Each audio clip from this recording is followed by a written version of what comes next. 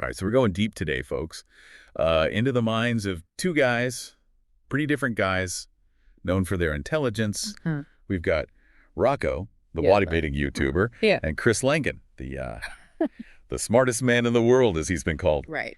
We've got transcripts to unpack, a Rocco vlog, Okay. straight from the streets of Bangkok. It's very lively. Sounds fun. And then a more formal sit-down interview with Chris Langan. I'm really curious to see what we can get out of this, about their worldviews and how they each express their intelligence. Yeah, I mean, just thinking about their communication styles, you already get these hints at different approaches to intelligence. You know, you've got Rocco riffing just like off the cuff, everything's tumbling out one thought after another. Yeah. And then Langan very carefully choosing his words. It's like he's constructing arguments like a master chess player. You know? Like they're speaking different dialects of smart. Exactly. Right. And that contrast really comes out when we start looking at their ideas about intelligence and success. Yeah. So Rocco, for example, he's basically bragging about navigating Bangkok without a GPS. Okay. He calls it street smarts, Huh? knowing how to get around. You know, that practical in the moment intelligence, that's definitely a strength. But it's so interesting to put that next to Langan's definition of success. Yeah. He talks about choosing truth over mammon, which basically means prioritizing intellectual pursuits over money or material wealth. Okay. And there's this real sense that he sees those things as distractions from like a higher purpose. I see what you mean, but okay, here's where I chuckled a little bit. Okay. Langan's dropping this wisdom while he's puffing away on a seriously pricey cigar. Oh, wow. It makes you wonder, like, is walking the walk a little harder than talking the talk? Right. Well, that's a great catch. Yeah. It does raise the question, do Langdon's lofty ideals, do those translate into his everyday choices, or is there a way to kind of reconcile those two things? Right. Is he saying that pursuing truth leads to its own abundance? Yeah. Interesting. Now let's shift gears a little bit and talk about relationships and communication. Okay. Rocco gets surprisingly candid, I thought, about his love life. Yeah. Confesses that in his 20s, he juggled multiple women because of a sense of lack. Wow. Kind of a grass is greener mentality, I guess. I see. He even said that he didn't notice that his wife had colored her hair. Oh my gosh. Yes. That's something. Yeah. But later on, you know, he does talk about polyamory, and he talks about how absolutely important clear communication is in any relationship. Right. And so you can almost draw a line, right, from his earlier behavior where he wasn't tuned in to his partner's needs to these later insights about how easily we can have misunderstanding. It's like he's learned some hard lessons along the way and he's trying to pass them on. Yeah, for sure. Okay, now Langan, on the other hand, he finds meaning not through romantic relationships, but through a really profound spiritual connection with God. That's really fascinating, isn't it? It highlights just like a fundamental difference in their worldviews. Yeah. Rocco seems to be looking for validation and fulfillment from outside sources. Yeah. From relationships, achievements, things like that. Yeah. And Langan really emphasizes that internal connection with something bigger. Right. It's like they're on totally different quests. Utterly, yeah. And that difference becomes even more obvious when you look at how they tackle social issues. Okay. So, for example, you've got Rocco, and he goes on this fired-up rant about the Uvalde school shooting. Oh, yeah. He calls out Ted Cruz in pretty colorful terms for not standing up for gun reform. Right. And you can just hear the emotion in his voice. Oh, yeah, absolutely. And that just like unfiltered anger that he's got, it reveals so much about what he values. Right. There's a deep empathy for the victims and a frustration with what he sees as political cowardice. Right. And he's got this, it's almost like a reckless willingness to speak truth to power, even if it's messy. Even if it's a little rough around the edges. Yeah. Yeah, and you know, he even called Ted Cruz's office in the Mar-a-Lago security line. Oh, wow. Just to vent his rage. There's a fearlessness there. Yeah. There's like a real impulsivity to it, but also a real commitment to what he believes in. It's like he's got to do something. Right. Like he has to act. He's going to make his voice heard no matter what. Yeah. And then you have Langan, and he's taking aim at the Great Reset. Okay. And COVID-19 policies. Interesting. It's interesting how both of these guys, they're so different, but they share this distrust of authority figures. Yeah, and that skepticism, it takes a really sharp turn with Langan. Yeah. He compares Fauciism to something so effective that it makes people marvel at its perfection and efficacy. Yeah. Dripping with sarcasm there, Oh, obviously. for sure. But it really reveals just like a deep skepticism about the motives and methods of the people in power. Especially when it comes to public health. Exactly. So we've got Rocco, the passionate activist, Yeah. ready to pick up the phone and call out anybody he disagrees with. Mm-hmm. And we've got Langan, the reasoned critic, dissecting these systems and ideologies with laser-like precision. It's two completely different approaches. Totally different approaches to engaging with the world. And this brings up a great question for you to think about. Okay. What does it really mean to engage with social issues intelligently? Yeah. Is it about reasoned argument, Yeah. like Langan? Or is it about channeling your emotions into direct action like Rocco? Right. Or is there a third way? Or is there something else entirely? Yeah.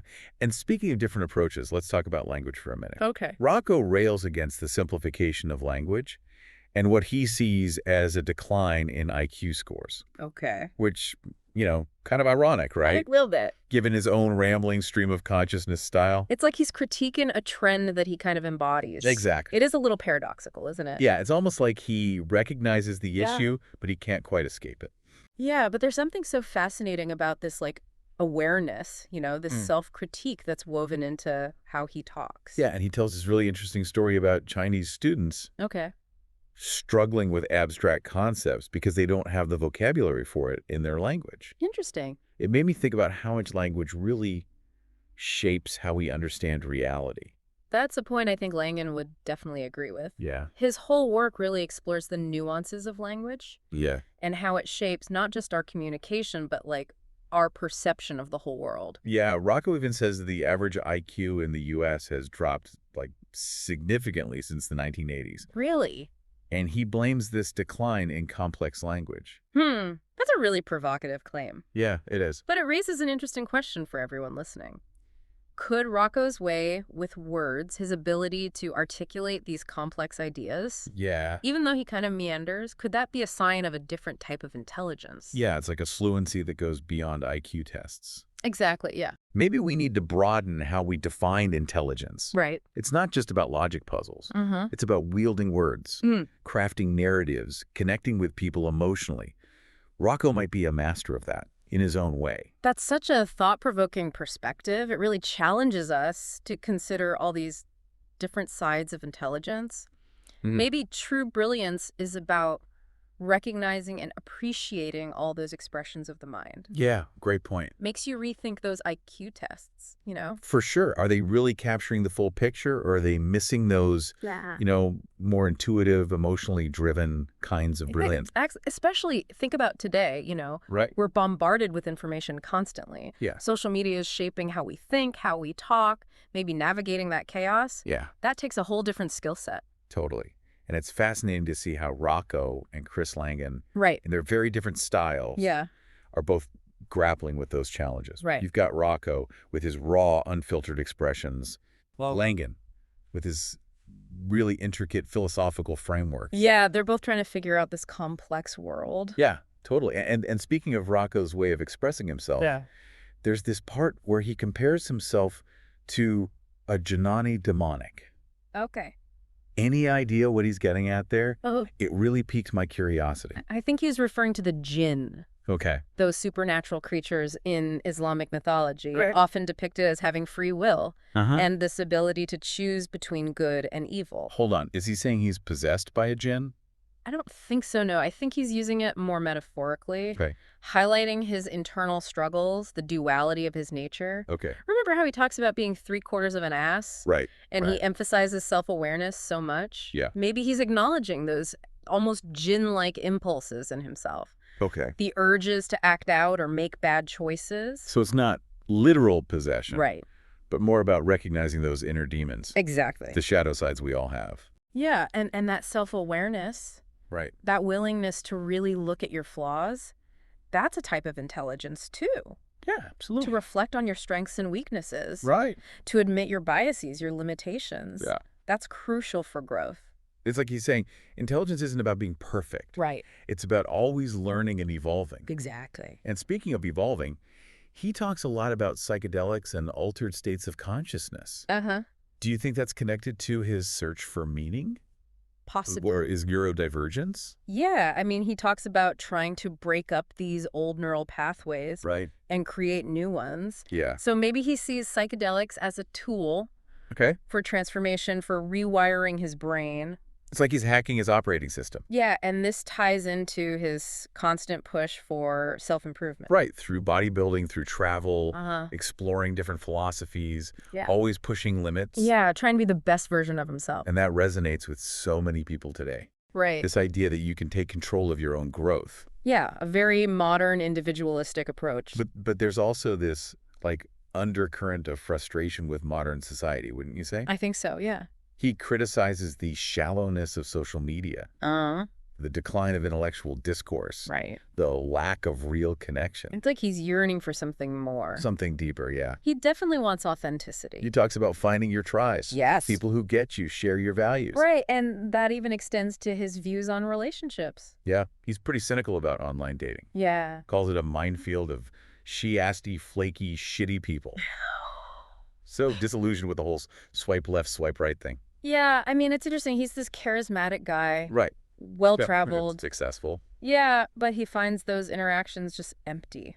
He wants substance. He wants depth. Exactly. Shared values. He even criticizes Netflix and chill culture. Suggests it's stopping young people from getting to know each other.